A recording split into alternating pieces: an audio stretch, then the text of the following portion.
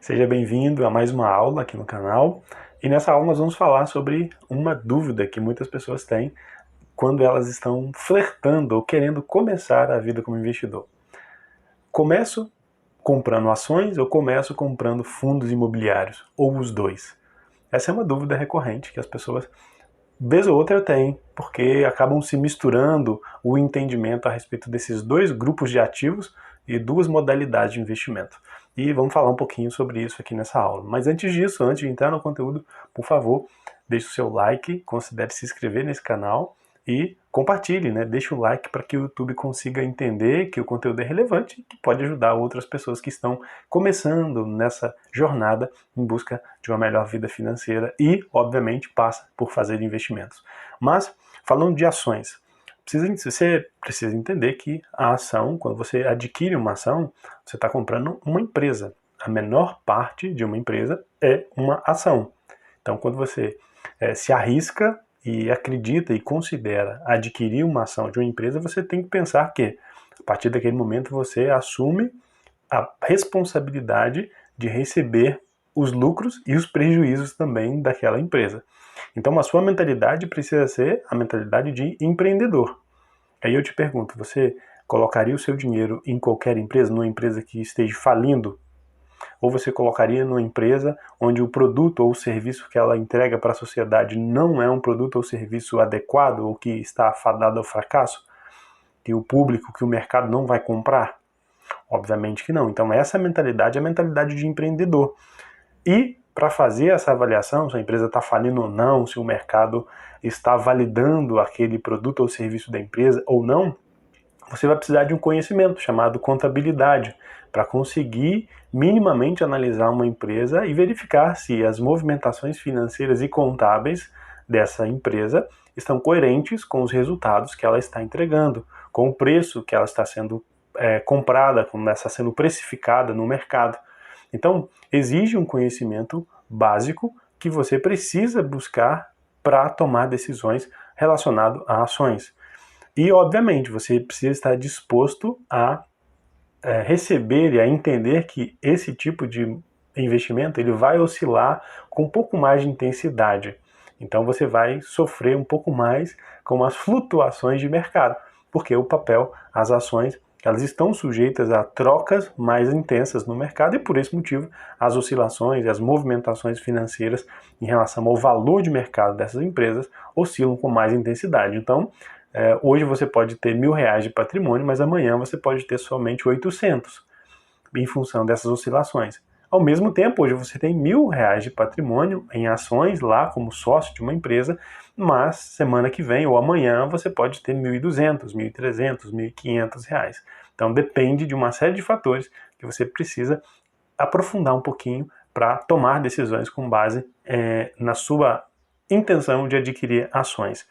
Obviamente, em se tratando de dividendos, as ações também elas te pagam um dividendo, a maioria das ações, algumas não pagam, mas as que pagam também têm uma cadência, uma distância entre um pagamento e outro um pouco maior, geralmente 2 meses, 3 meses, a depender do título, a depender da empresa. Algumas empresas sim pagam com a recorrência um pouco maior, então você precisa também analisar tudo isso para tomar uma decisão com base nesses critérios que envolvem ações. E se eu escolher fundos imobiliários, Efigênio? Fundos imobiliários, a menor parte de um fundo imobiliário é uma cota desse fundo. Basicamente, de maneira bem simplificada aqui do conceito, um fundo imobiliário é um grupo de pessoas que colocam cada um montante financeiro e que compram um imóvel para fazer locações, para alugar.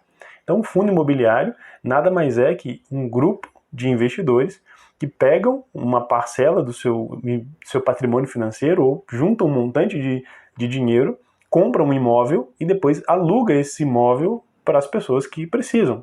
E aí você precisa entender, então, que existem diferentes tipos de imóveis e diferentes tipos de aluguéis. Para você tomar boas decisões, para escolher fundos imobiliários, não basta simplesmente seguir as recomendações do mercado, porque você pode estar tomando uma decisão contrária às suas inclinações. Então você precisa sim consumir esse conteúdo, mas tomar decisão com consciência. E aí, obviamente, você precisa entender um pouquinho do mercado de locação, entender um pouquinho da dinâmica dos clientes que consomem esse serviço, ou dos inquilinos, porque se o inquilino for ruim, se a cadeia de imóveis, se o grupo de imóveis do fundo for ruim, se os inquilinos que estiverem ocupando esses espaços, esses prédios, esses imóveis forem ruins, tudo isso vai impactar diretamente na qualidade do fundo e, obviamente, vai impactar também nos seus rendimentos. Então você precisa também entender que por trás desse fundo existe um gestor. Então, esse gestor que toma as decisões em relação à negociação de contratos, à taxa de juros, à alocação de patrimônio financeiro, uma série de decisões que depende da capacidade intelectual desse gestor. Geralmente são gestores renomados, mas é sempre bom fazer uma análise com cuidado para ver todo o histórico, como esse gestor tem tomado as decisões daquele fundo e como tem impactado no histórico dos rendimentos. E, obviamente, você precisa entender dos indicadores daquele fundo. Indicador de vacância, indicador de yield, indicador de inadimplência, uma série de fatores básicos, mas que você não precisa aprofundar e se tornar um especialista, mas você precisa dominar os conceitos. E é claro que tem uma grande vantagem, os fundos imobiliários te pagam recorrentemente, todos os meses ele te entrega um aluguel, ele te paga um yield, ou seja, a sua participação na cota ele te paga mensalmente. Então aqueles que estão buscando renda, todos os meses cai uma parcela, cai uma parte na sua conta, retorna para você, ou seja, o aluguel dos seus imóveis, que você é dono de vários imóveis, de uma parcela, de uma pequena parcela chamada cota, você recebe proporcionalmente à sua participação. Então, ações ou fundos imobiliários? Depende do seu plano financeiro, depende daquilo que você está buscando. Se você quer um longo prazo, quer um pouco mais de empreendedorismo, quer ter certeza em relação a tudo que vai acontecer com a movimentação no mercado, ações. Agora, se você quer mais renda, quer um pouco mais de previsibilidade, fundos imobiliários. Porém, as duas áreas exigem um pequeno aprofundamento para tomar decisões coerentes. E é claro, também você tem a opção de se associar a uma corretora, contratar lá, usar o serviço da assessoria de investimento ou tomar decisões baseadas em fundos de ações, em fundos de fundos imobiliários. Então você compra esses grandes fundos e que te expõe a essa metodologia complexa que envolve você tomar decisões isoladas em empresas e em fundos específicos e compra direto da corretora o que eles te oferecem e, obviamente, você vai também ter bons ganhos se fizer boas escolhas dentro do portfólio de investimentos que lá dentro é oferecido para você. Mas isso tudo exige um plano financeiro pessoal. Se você não tem um plano financeiro pessoal, ações ou fundos imobiliários, tanto faz, você vai acabar tomando uma decisão equivocada. Então o primeiro passo antes de escolher, antes de começar com fundos imobiliários ou ações, eu recomendo fortemente que você faça o seu plano financeiro pessoal. E a partir dele, sim, você vai escolher a melhor classe de ativo, pensando nas suas metas de curto, médio e longo prazo. Aí sim, as suas decisões vão estar sendo coerentes com a sua realidade, com a sua vontade, seus anseios, suas metas.